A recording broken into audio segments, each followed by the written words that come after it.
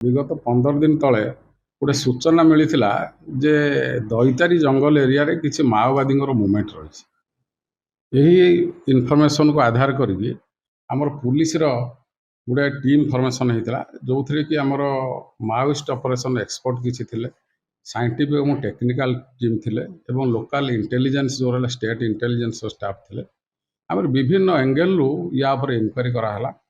से जंगल भितर रही 55टी ट्राप कैमेरा सीसीटीवी जो रही भेरीफाए कराला।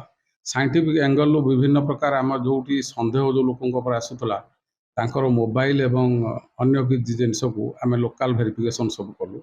ये सब करला भितर जना पड़ा जे किसी जंगल विभाग कर्मचारी ए संपुक्त अच्छा से मैंने यही इनफॉरमेशन टाकू जोटा कि आम कह मिस इनफॉरमेशन बा भूल इनफॉरमेशन से मैंने गोटे से लोकल एरिया रे स्प्रेड कर जोटा पाई कि सेठिकार जनसाधारण आतंक और भयर वातावरण रही।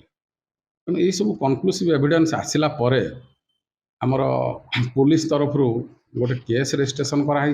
दईतारी थाना गोटे केस होती।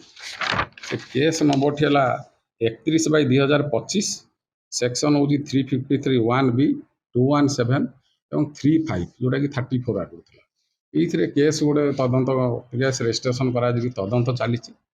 से तदंत समय आम बहुत किसी एविडेंस पाइछु जो एविडेंस उपर आधार करके आम जानूँ कि वन कर्मचारी एवं पूर्वतन वन कर्मचारी ए संपुक्त अच्छा। तेणु जनसाधारण जो मैंने सब भय एवं आतंकर वातावरण मध्य अच्छा ताकू से आपण मान जरिया आम सचेतन करने को चाहूँ जे से भयर कौन आभास ही ना, भय कर कौन कारण ना।